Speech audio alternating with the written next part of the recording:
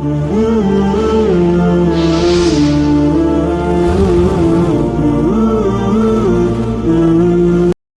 الله الرحمن الرحيم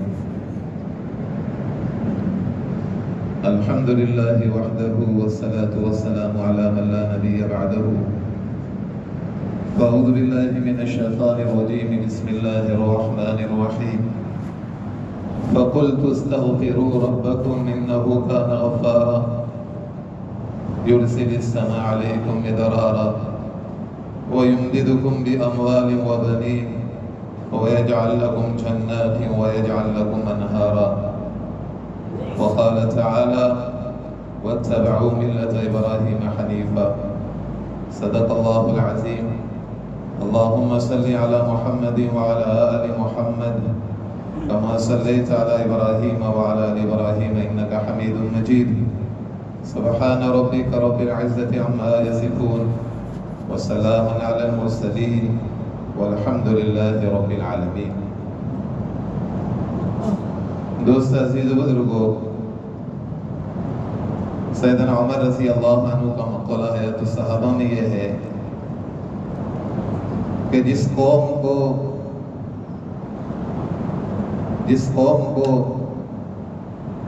اللہ سے مانگنے کی توفیق ہو جاتی ہے اس قوم کی آزمائش اللہ ختم کر دیتا ہے. جس قوم کو اللہ سے مانگنے کی توفیق ہو جاتی ہے اس قوم کی آزمائش اللہ رب العزت ختم کر دیتے ہیں.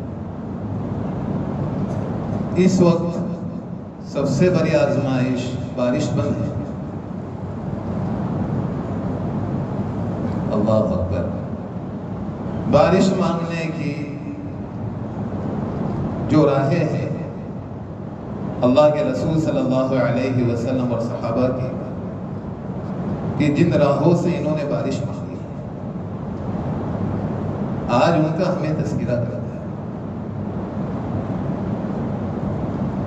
آپ صلی اللہ علیہ وسلم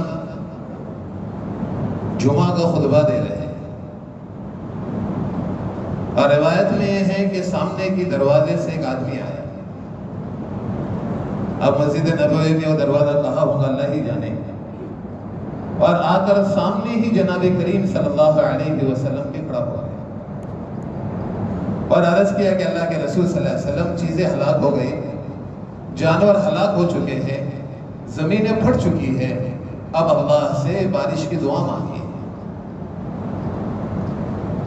روایت میں ہے کہ اللہ کے رسول صلی اللہ علیہ وسلم نے اپنی دعا کے لیے ہاتھ اٹھائے اور 3 مرتبہ یہ کلمات کہے اللہم اسقنا اللہم اسقنا اللہم اسقنا. 3 مرتبہ الفاظ کہے.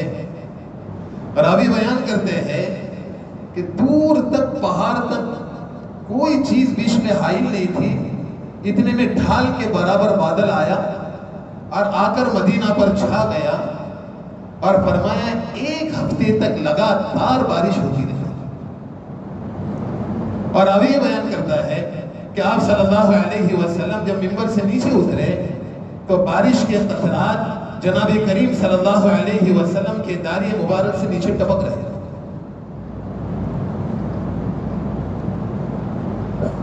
دوسرے ہفتے اسی دروازے سے وہ شخص آیا, پھر سامنے کھڑا ہو گیا اور عرض کیا کہ اللہ کے رسول صلی اللہ علیہ وسلم اب دعا کیجئے کہ اللہ رب العزت بارش بند کر دے. روایت میں آتا ہے کہ اللہ کے رسول صلی اللہ علیہ وسلم نے ہاتھ الٹے کر دیے اور 2 جملے کہے اللہم حوالینا ولا علینا.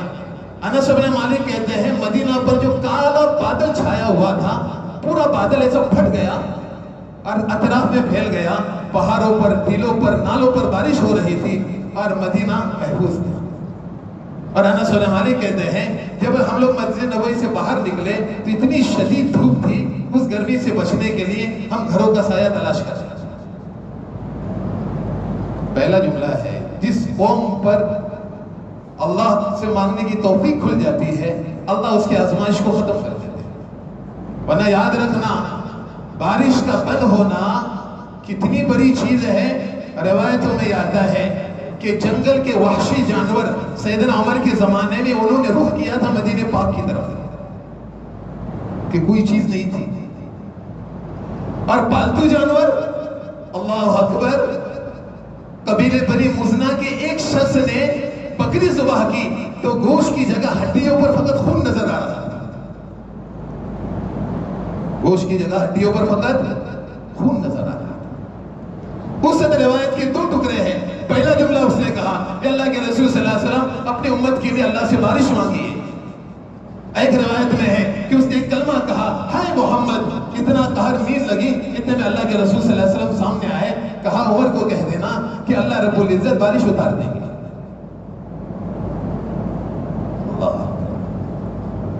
اب سیدنا عمر رضی اللہ عنہ سارے عمال کو خط لکھا کہ فرمایا صلاۃ الاستسقاء کے لیے لوگ باہر سے نکلیں اور اللہ سے بارش مانگی. سیدنا عمر بھی نکلے. الفاظ اتنے خوبصورت سیدنا عمر کے، لیکن ان کا اللہ کی یہاں مرتبہ ہی اتنا اعلیٰ تھا.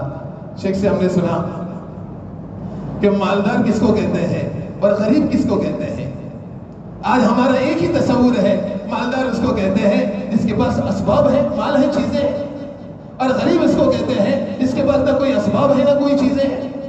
شیخ سے ہم نے سنا مالدار اس کو کہتے ہیں جس کے پاس اسباب نہیں ہے لیکن اس کا اللہ سے ایسا تعلق ہے کہ اگر ہاتھ اٹھا دے اللہ اس کے ہاتھوں کو ضائع نہ کر دے. کہ سب سے بڑا مالدار ہے جس کو اللہ کے خزانے سے لینا آتا ہے. آج ہم ایسے مالدار ہیں کہ ہمیں اللہ کے خزانے سے لینا نہیں آتا، سارے اسباب کے باوجود ہم سب سے بڑے فقیر ہیں. سیدنا عمر رضی اللہ عنہ نے کھڑے رہ کر چند کلمات کہے، اللہم ایاک نعبد و ایاک نستعین، اللہم اغفر لنا ورحمنا وارض عنا. یہ چند کلمات کہے، بارش اتنی تیز آئی، صحابہ کہتے ہیں حسنین کو ایسا کھس کھس کر بارش جا رہی تھی اور بادلوں سے آواز آ رہی تھی، اے ابو حفص، یہ جملہ ہے، اے ابو حفص تیری مدد کے لیے ہم آ رہے ہیں. اور شیخ صاحب ہے تو صحابہ میں دوسرا جملہ ہے کہ عمر چلو چلو، بادل کہہ رہے تھے آپس میں، چلو چلو، عمر نے بلایا ہے. چلو چلو کس نے بلایا ہے؟ عمر نے بلایا ہے. اور ایک روایت میں ہے کہ ابو حفص اللہ کی مدد آ چکی ہے.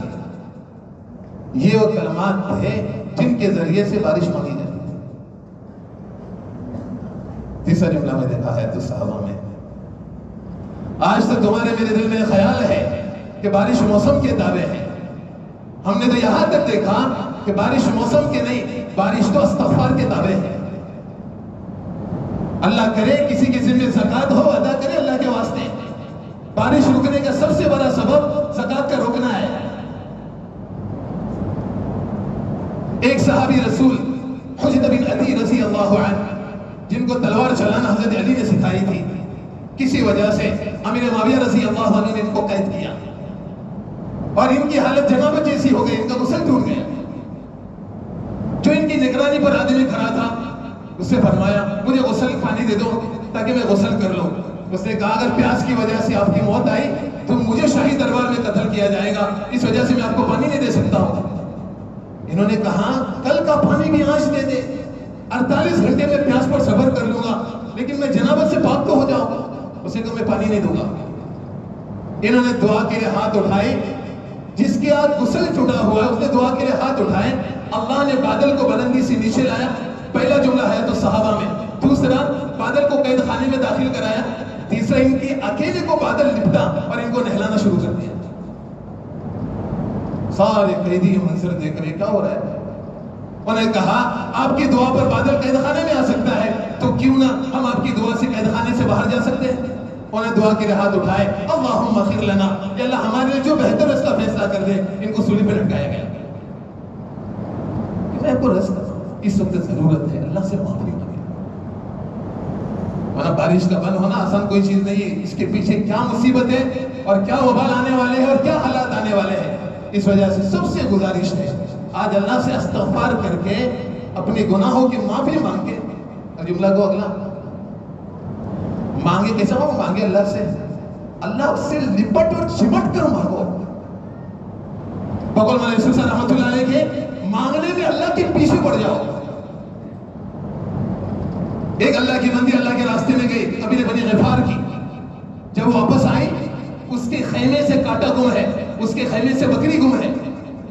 اللہ کے رسول صلی اللہ علیہ وسلم خود کارگزاری سنا رہے ہیں. اس نے دعا کے لیے ہاتھ اٹھائے، ایسی چمٹ کر ایسے پیچھے پڑ گئی اللہ کے.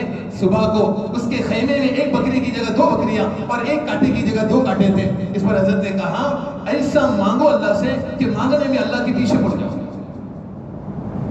یہ پہلی بستی والوں سے اہتمام سے گزارش, اگر کوئی گناہ ہے توبہ کر لو, زکات ہے تو ادا کر دو, اور اللہ سے مانگو, اللہ ضرور بارش برسائے گا.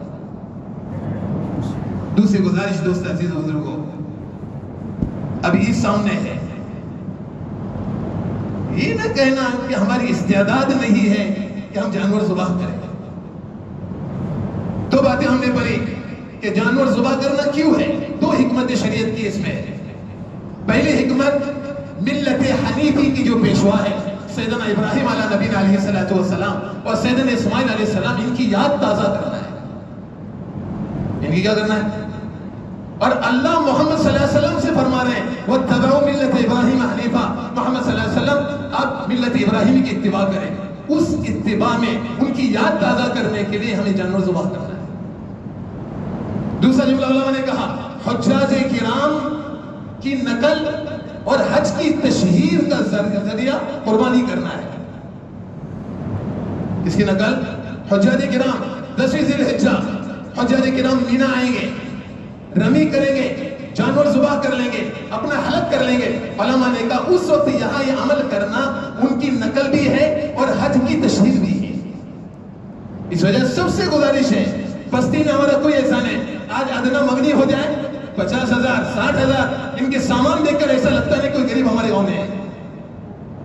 اور اللہ کے رسول صلی اللہ علیہ وسلم کی حدیث ہے جو گنجائش کے باوجود قربانی نہ کرے وہ ہماری عیدگاہ کے قریب بھی نہ آئے. جو گنجائش کے باوجود قربانی نہ کرے وہ ہماری عیدگاہ کے قریب بھی نہ آئے. اس پر علماء نے استدلال کرتے اتنا کہا اس حدیث کی وجہ سے ہم نے اس کو سنت مؤکدہ تک لا لیا, لیکن احناف کے نزدیک آج بھی واجب ہے کہ آپ قربانی کر لیں. آپ سے گزارش ہے اللہ کے واسطے, اللہ نے مال دیا ہے, ضرور قربانی کرنا. اس کی برکتیں زندگی میں اللہ رب العزت ضرور نصیب فرمائیں گے. اللہ. دوسرا کیا پیغام ہے؟ اللہ اکبر. علماء نے کہا دوسرا پیغام صبر و استقامت کی ایک مثال ہے. چھوٹی چھوٹی باتیں سمجھنا. صبر و استقامت کی ایک مثال ہے, ورنہ بچے کو ذبح کرنا نہ عقلاً صحیح ہے نہ شریعتاً صحیح ہے. بچے تو اللہ سے مانگے جاتے ہیں جا کے جو خدمات دینی اللہ نے دی ہے اس کی وراثت کو وہ سنبھال لے, اور اس بچے کے گلے پر چھری چلانا نہ عقلاً صحیح ہے نہ شریعتاً صحیح ہے. لیکن دونوں جانب باپ بیٹے کو آپ دیکھو, باپ نے یہ سوال نہیں کیا اللہ یا مجھے حکم کیوں دے رہے, بیٹی نے یہ سوال نہیں کیا ابا مجھے کیوں ذبح کرنا چاہتے ہیں. یا علماء نے چھوٹا جملہ کہا اللہ کے حکم کی علت معلوم کرنا نافرمانی کے لیے کافی ہے. اللہ جزائے خیر یہ مثال صحابہ کی زندگی میں بھی ہے. ایک صحابی رسول آئے, حضرت طلحہ رضی اللہ عنہ, مجھے آگے استدلال کرنا ہے. حضرت طلحہ رضی اللہ عنہ آئے, اللہ کے رسول کے ہاتھوں کو اور قدموں کو چومنے لگے. اللہ کے رسول صلی اللہ علیہ وسلم نے فرمایا مجھ سے محبت ہے آپ کو؟ فرمایا اللہ کے رسول سب سے زیادہ. فرمایا جاؤ اپنے باپ کو ذبح کر لو. وہ صحابی رسول تلوار اٹھائی چل پڑے. اللہ کے رسول نے بلایا اور 2 باتیں کہیں, ہم نے رشتوں کو جوڑنے کے لیے اور بتوں کو توڑنے کے لیے آئے ہیں, لیکن انہوں نے یہ بھی سوال نہیں کیا آپ میرے باپ کو مجھے ذبح کرنے کا حکم دے دیں. اس پر علماء نے کہا حکم کی علت معلوم کرنا اللہ اور اللہ کے رسول کی نافرمانی کے لیے کافی ہے.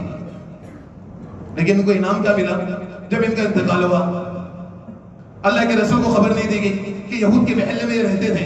انتقال کے بعد اللہ کے رسول کو خبر دی گئی. اللہ کے رسول قبر پر آئے, غائبانہ نماز پڑھی اور دعا کے لیے ہاتھ اٹھائے کہ اللہ طلحہ کی جب آپ کی ملاقات ہو رہی ہے آپ ان کو دیکھ کر مسکرا رہے ہو اور یہ آپ کو دیکھ کر مسکرا رہے ہیں. میں نے قصہ اس لیے سنایا ہے آج اللہ معاف کر لے ہم اپنے جذبات میں سنتوں کو کتنا پھلانگتے ہیں. آج میں دیکھتا ہوں نا یہ منگنی کے فوٹوز, دکھ ہوتا ہے, سینہ ٹوٹتا ہے. یہ حشر تو ضرور ہے, گھر کی عورتیں کیا کہیں گی, یہ ہمیں فکر نہیں. اللہ کے رسول کو ہمیں قیامت کے دن جواب دینا ہے یا نہیں دینا ہے. کیا ہو کیا گیا ہے سمجھ میں نہیں آتا. اللہ اکبر. جذبہ پورا کرنا اطاعت نہیں ہے, جذبہ اللہ کے رسول کے حکم پر چھوڑنا اطاعت ہے. جذبہ پورا کرنا اللہ کے رسول کے خلاف نافرمانی ہے. ہماری ماں بہنوں کے جذبات ہے تو پورا کرنا کی اطاعت ہے, نافرمانی ہے. مثال دیتا چھوٹی سی، ایک عورت جزامی ہونے کی حالت میں کعبۃ اللہ کا طواف کر رہی تھی اور اس کا خون مطاف میں گر رہا تھا، اور کعبہ طواف ایسی عبادت ہے جو کعبہ کے علاوہ کہیں نہیں ہے، اور لوگ اس سے راستہ کٹ کر کے گزر رہے تھے۔ سیدنا عمر رضی اللہ عنہ کے وہاں سے گزر ہوا، لیکن اللہ کے بندی طواف چھوڑ گھر میں بیٹھ، لوگوں کو اذیت نہ پہنچا۔ اس نے کہا میرا جذبہ ہے، میں اپنا جذبہ پورا کروں گی۔ لوگ کہتے خوشی ہے، مجھے خوشی پوری کرنا ہے۔ ارے تیری خوشی اور غم اللہ کے رسول کے شریعت کے تابع ہے۔ اس نے کہا یہ جملہ، میں اپنا جذبہ پورا کروں گی۔ نہیں، سیدنا عمر نے کہا ٹھیک، طواف چھوڑ کے چلی گئی۔ سیدنا عمر کا انتقال ہوا رضی اللہ عنہ۔ کسی کہنے والے نے کہا جس نے تجھ کو روکا تھا دنیا سے چلا گیا، جا تو آزاد ہے، طواف کر لے۔ اس نے کہا نہیں، یہ کیسے ہو سکتا ہے؟ امیر صاحب کی اطاعت کروں گی ان کی زندگی میں اور نافرمانی کروں ان کی موت کے بعد۔ آج میں جتنی باتیں کہہ رہا ہوں آپ کو بری لگتی ہوگی، لیکن کل اس کا جو نقصان آنے والا ہے جس سے ہماری باخبر نہیں ہے۔ جو بھی اللہ کے رسول کا حکم ٹوٹے گا اس کا نقصان جو بعد میں آنے والا جس سے آج ہم بے خبر ہیں۔ اس وجہ سے جو شریعت و سنت ہے اس کے موافق کریں۔ ہماری بستی کو اللہ نے علماء کا اور مدارس کا چمن اور باغ بنایا ہے، جا کر پوچھیں نا مفتی صاحب کیا مسئلہ ہے، یہ کیا شریعت ہے، بتاؤ نا مجھے۔ اس کے موافق انشاءاللہ ہماری خوشی اور غم انشاءاللہ تعالیٰ تابع رہیں۔ اللہ مجھے اور آپ کو عمل کی توفیق نصیب